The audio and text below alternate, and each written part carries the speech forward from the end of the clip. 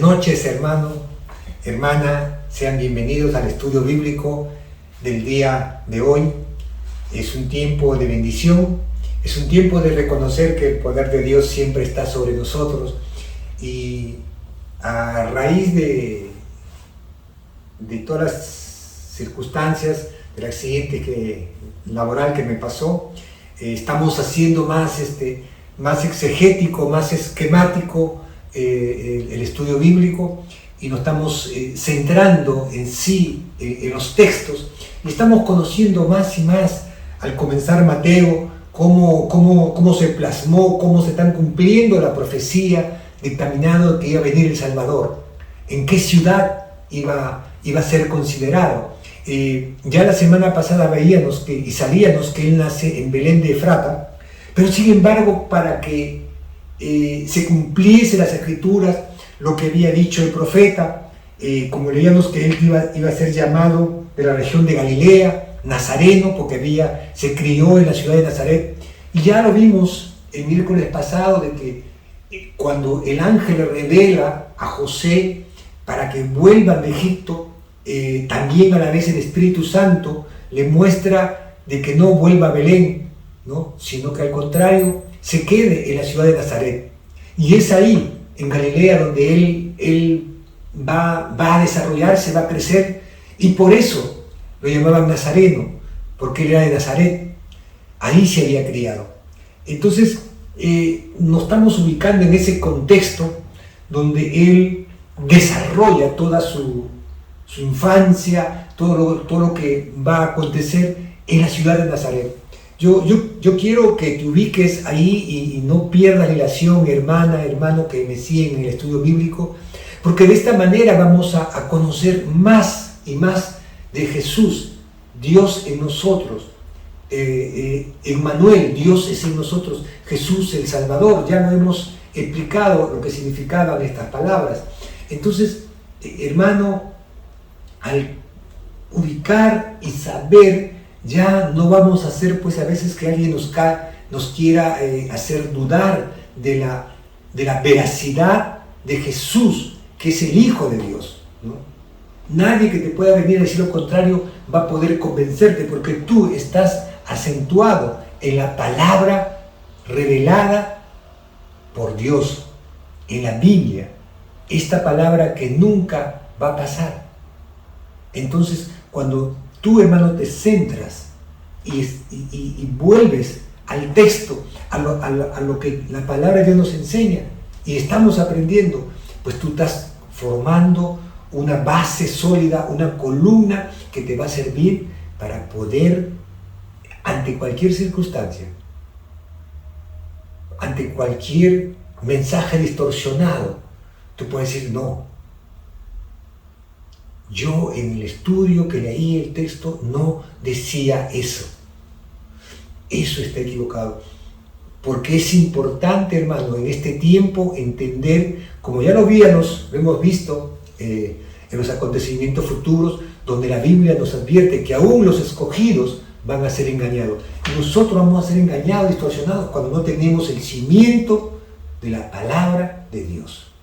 Habiendo dicho esto, hermano, vamos a ir a Mateo 3, que es la parte que nos toca estudiar. Mateo 3, del versículo 1 al versículo 12. 12 versículos ahí nada más, porque vamos a centrarnos en cómo comienza Juan el Bautista la predicación, el advenimiento, anunciando ya la presencia del Hijo de Dios, ya la presencia del Salvador, ya la presencia de aquel que iba a bautizar con poder del Espíritu Santo.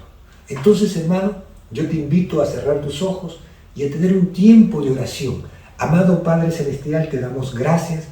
Gracias, Señor, por este precioso tiempo, Señor, y este privilegio que tú me das de poder compartir con mis hermanos, con mis hermanas, tu santa y bendita palabra, Señor. Ayúdanos a todos a estar en torno a ella, a tener claridad de pensamiento, a poder sustentarnos por ella, a poder digerir esa palabra tuya, Señor, que es alimento espiritual para nosotros. Gracias te damos, en el nombre de Jesús. Amén y amén. Bien, amados hermanos, vamos al texto. Dice, en aquellos días, estamos en Mateo 3, versículo 1. En aquellos días vino Juan el Bautista predicando en el desierto de Judea. ¿Qué nos está indicando la palabra? Nos está determinando que en ese momento ya Juan había, como el último profeta, había comenzado a pregonar, a predicar el advenimiento de Jesucristo, la salvación de todos aquellos que aceptaban a Jesucristo, que aceptaban al nuevo Mesías. Por eso dice, en aquellos días vino Juan el Bautista predicando en el desierto de Judea, versículo 2, diciendo, arrepentíos porque el reino de los cielos se ha acercado. Ahí está claramente Juan el Bautista, que había también nacido por obra del Espíritu Santo, por obra de la presencia de Dios, aquel que iba a ser el que iba a anunciar, aquel que iba a predicar, a preparar el camino para que Jesucristo sea anunciado, sea preparado todo el momento. Acá está Juan anunciando y diciendo, arrepentíos porque el reino de los cielos se ha acercado. Hermano, cuando Juan comienza a predicar, está diciendo que el reino de Dios se ha acercado, que ya esté entre nosotros, porque el Espíritu Santo le estaba revelando a Juan el Bautista que ya estaba preparándose el camino, que ya él tenía que comenzar a esparcir el mensaje de arrepentimiento, que ese pueblo voltee sus ojos, ponga la mirada en Jesucristo, para que ya no siga más en condenación. Es lo que dice, arrepentíos porque el reino de los cielos se ha acercado. Esto nos está llevando definitivamente, yo quiero que dejes un marcador acá en Mateo 3, versículo 2, porque vamos a ir un ratito a Daniel 2:44. En Daniel 2:44, la palabra de Dios dice así. Mire, Daniel 2:44. En los días de estos reyes, el Dios de los cielos levantará un reino que no será jamás destruido. Esta profecía en la cual se está mostrando y está anunciando que el Dios de los cielos levantará un reino el cual será jamás destruido. La profecía comienza mucho antes, diciendo que como unas imágenes de bronces iban a tener parte de metal y parte de barro, y que el metal no se puede mezclar con el barro, y eso significaba que se iba a desmoronar. Está anunciando que todos los reyes en la época de Daniel, Nabucodonosor, con todos sus ejércitos, iban a ser destruidos. Es lo que está diciendo la profecía, es lo que quería escuchar el rey. Pero a la vez la profecía también dice, en los días de estos reyes el Dios del cielo levantará un reino que no será jamás destruido, está hablando de Jesús, ni será el reino dejado a otro pueblo. Desmenuzará y consumirá a todos estos reinos, pero él permanecerá para siempre. Y así fue, hermano. Jesús venció a la muerte, y con ese acto, con esa prédica, hermano, llegó la salvación a este mundo terrenal. Por eso es importante, hermano, poder entender esta profecía, cómo guarda relación con lo que está predicando Juan el Bautista.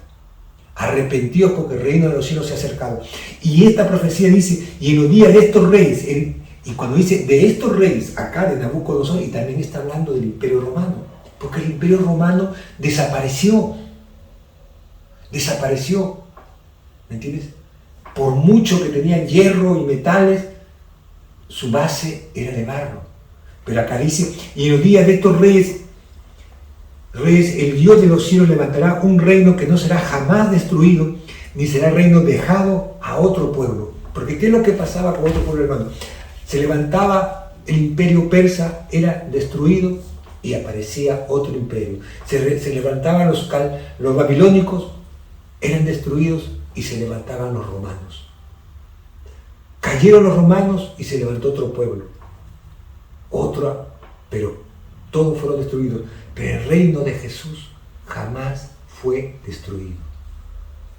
Permanece para siempre, es lo que dice el texto. Entonces, cuando yo conjugo esta profecía con lo que estoy leyendo, entiendo claramente lo que dice la palabra de Dios. Amén. Ahora volvamos a Mateo 3. Ya habiendo comparado este texto de Mateo 3, versículo 2, arrepentido que el reino de los cielos se ha acercado, con lo que, como Daniel interpreta esa visión al rey, y el rey lo entiende, el rey lo comprende, que el Dios de los cielos iba a levantar un reino que no iba a ser destruido, ni iba a dar lugar a que otro, iba a dejar a otro reino, sino que él iba a permanecer para siempre. Y eso, hermano y hermana, es lo que está diciendo acá. Mira lo que dice el versículo 3. Estamos en Mateo 3:3, hemos vuelto a nuestro texto. Pues este es aquel de quien habló el profeta Isaías cuando dijo: voz del que clama en el desierto, preparad el camino del Señor y enderezad las sendas. Ahí está el mensaje.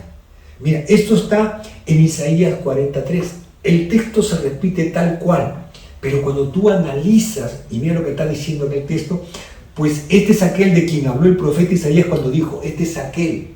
O sea, se está refiriendo a Juan el Bautista, que dice, voz que clama en el desierto. ¿Dónde estaba predicando Juan el Bautista? Nos dice en el texto, cuando comienza, estaba predicando en Judea, en los desiertos. Ahí estaba predicando.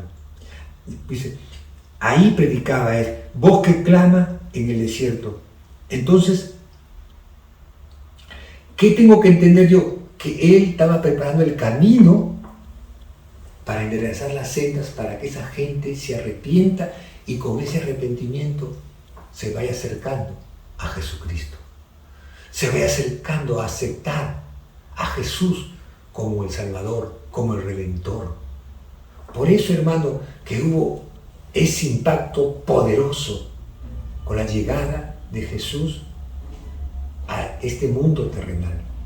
Por eso es lo que dice este texto, cuando dijo, voz del que clama en el desierto, preparad el camino del Señor y enderezad sus sendas. ¿Por qué? ¿Por qué te dice enderezar sus sendas? Es que estaban yendo torcido. Estaban distorsionando todo. Siempre iban, como antes, a lugares altos a alabar a otros dioses. Se habían vuelto un grupo de legalistas, pero ya no buscaban a Dios de todo corazón. Y por eso le dice, enderezad sus sendas.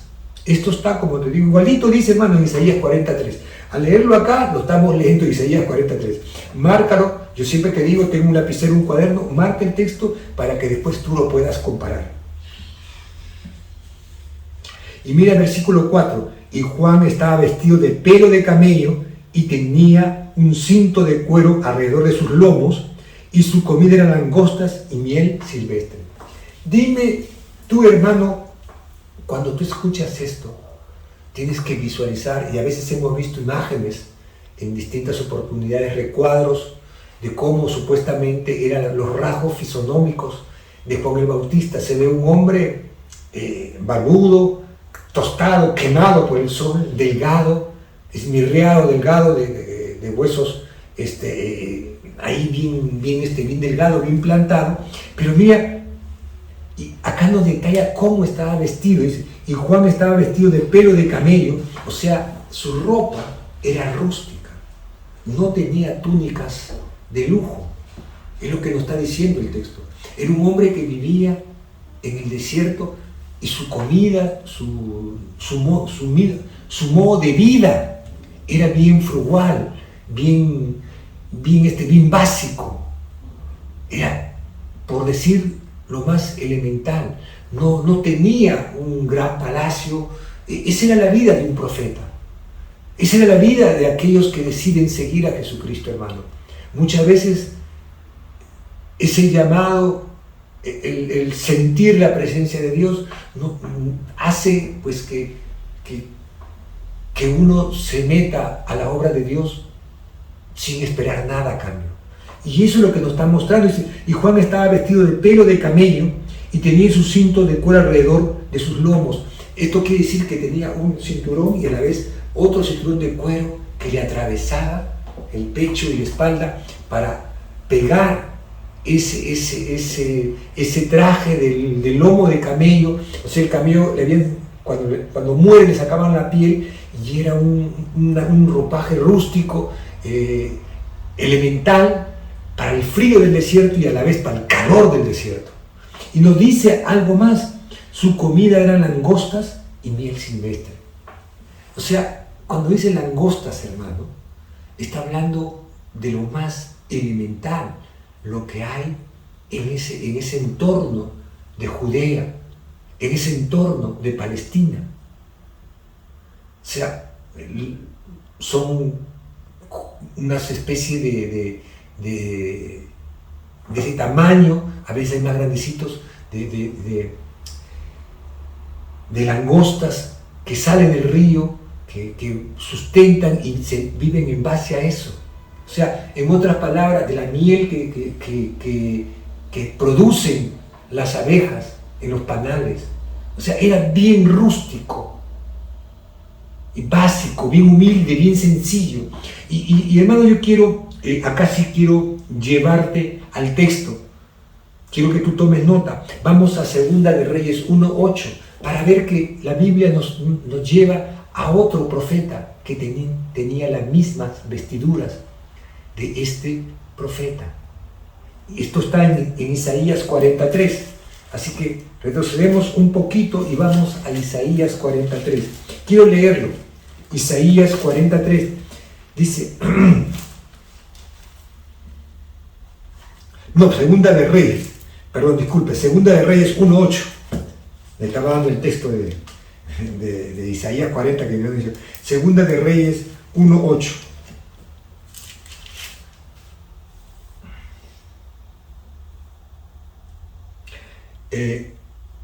Acá el rey Acosías se cae por una ventana en un acto y se está mal y comete un error tras otro y manda, tratando el contexto, manda a buscar a los dioses paganos para que preguntarle si iba a vivir o no, porque se sentía tan mal que pensaba que ya le esperaba la muerte. Y eso determina esa forma de pensar de este rey, del pueblo de Dios. ¿Te das cuenta? Y el Espíritu Santo pues le muestra al profeta Elías, ¿no? Él va al encuentro de esos hombres que fueron a buscarlo, a buscar a este Dios pagano, y él le dice: vive Dios que él va a morir. ¿Acaso no hay un Dios en Israel que tenga que consultar a los dioses paganos? Y es por eso cuando le dan el rasgo, le dice: ¿por qué han vuelto tan rápido? Le dice cuando él mandó a sus soldados. No, nos encontramos a un hombre, y mira los rasgos que le da. Miren, por favor, segundo libro de Reyes, capítulo 1, versículo 8. Y ellos le respondieron: un varón que tenía vestido de pelo, está hablando de pelo de camello, y ceñía sus lomos con un cinturón de cuero. Mira la semejanza entre el gran profeta Elías y el profeta Juan el Bautista. Las mismas vestiduras. Ceñía sus lomos con un cinturón de cuero. Entonces él dijo: es Elías Tesbita. Acosías sabía quién era. Acosías sabía que él era un profeta de Dios. Y sabía que Dios hablaba a través de él. Pero así es, hermano. Nos olvidamos de Dios y después creemos que podemos simplemente decidir nosotros. No quiero salirme del texto en que estamos, pero lo que he querido es que ustedes, hermanos, puedan ver cómo es un símil la vida de aquellos hombres que estaban al servicio de Dios, que estaban pendientes. No eran aquel que tenía que vestirse de una forma muy ostentosa. No, al igual que Juan el Bautista, estaba Elías. Esas eran sus vestiduras. Así estaba él. Tenía sus sirvientes, todo, pero era así, bien rústica, bien sencilla, bien básica. Es lo que nos está mostrando. Y yo quiero, hermano, que tú percibas cómo es que en Dios no hay ostentación, ni vera económico, como no, yo soy el líder, yo soy el pastor, todo a mí tiene que llegar. No, hermano. Así fueron los hombres llamados al servicio de Dios. Y eso es importante tenerlo presente. Eso es importante tenerlo en cuenta. Miren lo que dice el versículo 5. Y salió él a Jerusalén y toda Judea y toda la provincia de alrededor del Jordán. Mira, y salió a él. Mira el texto que nos dice el 5. Y salió a él Jerusalén. ¿Qué nos indica esto? Que era tan potente el mensaje de Juan el Bautista antes de que Jesús, mucho antes que él comenzara su ministerio, era tan potente. Dice que, mira lo que dice el texto, y salía a él Jerusalén. O sea, el pueblo de la ciudad de Jerusalén salía al desierto a escucharlo, iba a buscarlo. ¿Y qué más dice? Y toda Judea, no solamente Jerusalén, también Judea, las demás ciudades. Cuando él se acercaba a esas ciudades, sabían, ya llega Juan el Bautista, y predicaba, hablaba y anunciaba que el reino de los cielos se había acercado, que tenían que arrepentirse, que tenían que dejar su vida pagana, sino al contrario, tenían que ser personas que buscaban a Dios. Disculpe, hermano, a veces me olvido de mi mano. Cuando hablo de Dios me emociono y sé que no debo moverlo. Me han operado hace poco, así que pero, hermano, hablar de Dios sin mover, sin poder estar, me cuesta. Debo de mover esta mano, hermano, disculpen ustedes. He sentido he movido esta mano más arriba y he sentido un poquito el malestar. Y dice que salía a él toda Judea y todas las provincias alrededor del Jordán, del río Jordán que atravesaba todo Palestina. Dice que alrededor del Jordán todos los pueblos aledaños lo buscaban a él. Él estaba preparando al pueblo para que cuando comience su ministerio, Jesucristo. Ese es el propósito. Para eso había venido el profeta Juan el Bautista. Por eso había sido levantado. Por eso dice, voz del que clama en el desierto, preparad el camino del Señor, enderezad sus sendas. Que ese pueblo, el cual él le predicaba, a toda Judea que salía a su encuentro, toda Jerusalén, ahora me entiendes, todos los alrededores, el mensaje del arrepentimiento, el bautismo en el río Jordán, estaba preparando todo lo que significaba la venida del Mesías, la venida de Jesucristo. Eso era el propósito. Y dice, mira, y eran bautizados por él en el Jordán, confesando sus pecados. Era tan poderosa, era tan llena de la presencia de Dios el mensaje de Juan el Bautista. Dice que él bautizaba en el río Jordán y la gente se arrepentía de sus pecados. Se arrepentía que ya no estaba cumpliendo con Dios, que ya estaba más pendiente del pueblo que los tenía sojuzgado a ellos, que era el Imperio Romano. Porque todo esto, hermano, Roma había conquistado a todas las naciones de ese contorno. Entonces, mira lo que dice el versículo 7. Al ver que muchos de los fariseos y de los saduceos venían a su bautismo, le decía, generación de víboras, ¿quién os enseñó a huir de la ira venidera? Miren, era tan fuerte y tan basada en la palabra de Dios, en la profecía, el mensaje de Juan el Bautista, que él había logrado que los fariseos y los saduceos, que eran dos sectas de hombres religiosos, que no aceptaban, que no querían reconocer que ellos esperaban un Mesías que volviera como épocas antiguas, ellos a conquistar, a tener una nación poderosa. Eso es lo que ellos anhelaban. Y estas dos sectas, que eran lo que estaban buscando en los pergaminos de la Torá, en el Antiguo Testamento, en los escritos, ¿qué había dado la palabra de Dios? Hasta estos venían. Y es por eso que él dice esto, al ver que muchos, no está hablando de unos cuantos, muchos, dice. El texto dice, al ver que muchos de los fariseos y de los saduceos venían a su bautismo. Y acuérdate que en antes estaba diciendo que se bautizaban y confesaban sus pecados. Pues eso es lo que él venía a enfrentarle. Porque el pueblo, que no conocía bien las Escrituras, que sabía, pero que se había desviado, confesaba sus pecados. Pero estos no lo hacían. Eduardo, ¿de dónde sacas esto que ellos no reconocían? Venían a su bautismo y les decía, generación de víboras, ¿quién os enseñó a huir de la ira venidera? ¿Por qué esa expresión, a huir de la ira venidera? Hermano, porque tú tratas de justificar y de bautizarte, de cumplir con el ritual, pero no confiesas públicamente tus pecados.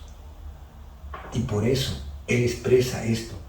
Generación de víboras, ¿quién os enseñó a huir porque pensaban que a través de ese bautismo, en arrepentimiento, del cual predicaba Juan el Bautista, ellos podían acomodarse, pero no estaban reconociendo, no estaban confesando sus pecados. Lo hacían simplemente como un pantallazo. Por eso él dice esto. Y hermano, cuando nosotros buscamos en la Biblia, no es la primera vez. Ya Jesús más adelante le dice lo mismo. Generación de víboras. Generación de víboras. ¿Quién? ¿Por qué no se arrepiente? ¿Dónde está eso, Eduardo? Vamos ahorita a Mateo 2.74. Dejo una marquita en Mateo 3 y vamos al 2.74. 12.34. Dice, acá está. Generación de víboras, ¿cómo pedís hablar lo bueno sin dos manos? Porque de la abundancia del corazón habla la boca. ¿Te das cuenta? De lo que abunda en su corazón hablaban. Y él se está refiriendo esto a los fariseos. ¿Te das cuenta? Porque ellos querían aparentar, querían poner cargas al pueblo. Acá la está diciendo Jesús, pero acá, en Mateo 3, se lo está diciendo Juan el Bautista. ¿Te das cuenta? Haced pues frutos dignos de arrepentimiento. No penséis decir dentro de vosotros mismos. Ahí está. ¿Te das cuenta? ¿Por qué él lanza esto? Porque, hermano, el Espíritu Santo le estaba revelando lo que había en el interior del corazón de estos hombres que estaban viniendo simplemente para aparentar, pero no había un arrepentimiento genuino, no había una confesión de pecados. ¿Te das cuenta? No había un verdadero. Por eso es importante que vengamos a Jesucristo y desplayémonos con Él. Señor, he fallado en esto, me he equivocado en esto, Señor, me he apartado de ti, perdóname. Es lo que espera Dios, es lo que espera el Espíritu Santo de cada uno de nosotros, es lo que espera Jesucristo. Que confesemos nuestros pecados, Él es fiel y justo para limpiarnos y perdonarnos. Hermano, no esperes más. Acá está la palabra. ¿Te das cuenta? Por eso el versículo 8 le dice, haced pues frutos dignos de arrepentimiento y no penséis decir dentro de vosotros mismos, en su interior. Está hablando, ¿te das cuenta, hermano? Él está hablando de la parte interna, que yo te puedo decir de la boca para afuera algo, pero Jesús ya lo dijo, este pueblo de labios me honra, pero su corazón está tan lejos de mí. Y él igual, en una forma más directa, lo dice, no penséis decir dentro de vosotros mismos, Abraham tenemos por padre, porque yo os digo que Dios puede levantar hijos a Abraham aún de estas piedras. ¿Te das cuenta? Ese era el pensamiento que ellos estaban inhibiendo. Somos hijos de Abraham, nosotros no tenemos nada que hacer acá. Por eso le dice, aún Dios va a poder levantar de estas piedras, ¿te das cuenta? Otros hijos de Abraham. Dime tú, ¿qué motivó esa profundidad, esa autoridad que viene de Dios? ¿Te das cuenta? Versículo 10, ya estamos acabando. Y ya también el hacha está puesta a la raíz de los árboles. Por tanto, todo árbol que no da buen fruto es cortado y echado en el fuego. Yo la verdad bautizo en agua para arrepentimiento, pero el que viene tras de mí, cuyo calzado yo no soy digno de llevar, es más poderoso que yo. Él os bautizará en el Espíritu Santo y fuego. Ahí está, hermano. ¿Te das cuenta? Él estaba anunciando, estaba preconizando el poder que venía con Jesucristo. Cómo Él iba a bautizar con fuego que desciende de los cielos. Que el Espíritu Santo iba a ser derramado en el interior de cada uno de nosotros, hermano. Y así es cuando tú te arrepientes de todo corazón, confiesas al Señor y decides seguirlo. Dios te sella con su Espíritu Santo. Tú sientes la presencia de Dios y sientes esa manifestación poderosa de libertad.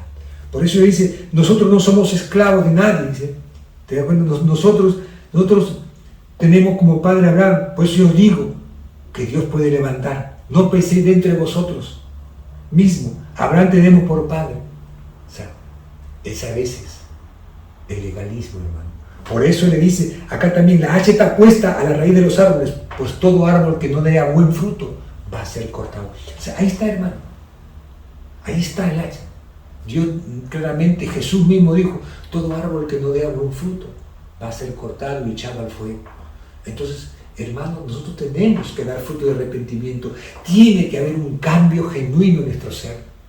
Si antes eras mentiroso, ya no lo eres. Si antes eras un hombre grosero, vulgar, ahora eres una persona nueva. Se ha gestado en tu interior un nacimiento nuevo y tú puedes cambiar, puedes ser transformado por el poder de Dios. Si tú antes eras un mujeriego, eres un abusivo que pegabas a tu esposa, que te gastabas el dinero de la casa en borracheras, en juergas, ahora entiendes que ya no tienes que hacerlo. Eso es lo que está hablando. El hacha está cerca, hermano. ¿Tú te imaginas cuántas personas que no aceptaron a Jesucristo y que murieron y partieron? ¿Dónde crees que han ido? Al fuego eterno, a la condenación, hermano, porque nunca rindieron su vida a Jesucristo. Y aquellos que en un momento llegaron a los pies de Cristo, fueron perdonados y volvieron atrás, volvieron a su vieja manera de ser. Hermano, ¿dónde crees que han despertado? En condenación, hermano, en condenación. Por eso es que todos los profetas llegaron para anunciar, para que vuelvan a Jesucristo. Porque todo aquel que se desvía del camino, desviarte de la senda de Jesucristo, y hemos leído acá, para enderezar sus caminos, hermano, si tú sigues en ese camino torcido, vas a acabar en el fuego eterno. Y eso es lo que está diciendo acá, arrepentimiento, pero el que viene detrás de mí, cuyo calzado, yo no soy digno, fíjate, él no se consideraba digno siquiera de desatar, de llevar. No soy digno de desatar su calzado, ¿te das cuenta? De llevar, es más poderoso que yo. Él os bautizará en Espíritu Santo y fuego. Versículo 12. Su aventador está en su mano y limpiará su era. ¿Qué quiere significar, hermano, el versículo 12? Tengo 5 minutos ya para cerrar el texto. El aventador, hermano, era una especie de trille, era como un... ¿cómo te explico? Era entre una lámpara, parecía una lámpara, pero tenía como unos palos así separados y levantaba así al trigo y lo esparcía al viento para que caiga la paja y el trigo sea separado. Y el viento se llevará la paja a un costado. Entonces dice, ¿te dan cuenta? Su aventador está en su mano y limpiará su era. La era donde se hacía esto. Era el lugar donde se trillaba, se sacaba el trigo para separar de la paja. ¿Esto qué quiere significar, hermano? Que Jesús está trillando su era, está con su aventador en su mano para limpiar, sacar la paja del trigo. Esto también le decía al pueblo y a estos fariseos, a estos saduceos. Le dice, y recogerá su trigo en el granero y quemará la paja en fuego que nunca se apagará. Y quemará a esos que no se han arrepentido, van a ir a ese fuego eterno que nunca se va a apagar. Ahora me entiendes por qué te comencé a explicar de lo que acarrea no arrepentirse o haber conocido a Jesucristo y después otra vez haber vuelto al pecado, haber desechado la gracia de Jesucristo. Eso es importante, hermano. Ahí nos quedamos en este estudio bíblico, hermano. Ahí nos quedamos. Esto se trata, hermano, de ser fiel al Señor. No se trata, con muchas veces, con mucho pesar, tengo que decir a muchos hermanos y hermanas, hermana, no es cuando Dios no está, hermano, cuando tú simplemente lo necesitas. Buscar a Dios mientras Él pueda ser hallado, mientras tú lo puedas encontrar. Pero buscar de todo corazón, con un corazón arrepentido, contrito y humillado. Oremos un momento. Amado Padre Celestial, te damos gracias, Señor. Gracias, amado Dios. Qué interesante es encontrar a Juan el Bautista hablando y mostrando ya de un camino, el arrepentimiento, la confesión de pecados, Señor. ¿Cuánta gente siguió a este profeta, a tu profeta, Señor?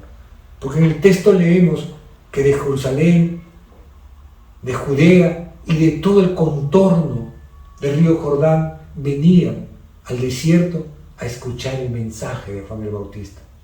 Señor, encontramos cómo este hombre, su vida era frugal, era sencilla, limitada, comiendo langostas y miel, vestido con cuero de camello. No tenía un traje ostentoso, como ahora pues se busca tener lo mejor. Señor, tú amas la pureza del corazón, el interior. Gracias te damos, bendito Dios, porque con este estudio, que es tan profundo, aprendemos, Señor, que demandas tú de tus hijos. Gracias te damos, en el nombre de Jesús. Amén y amén. Dios me los bendiga, amados hermanos. Ahí nos quedamos.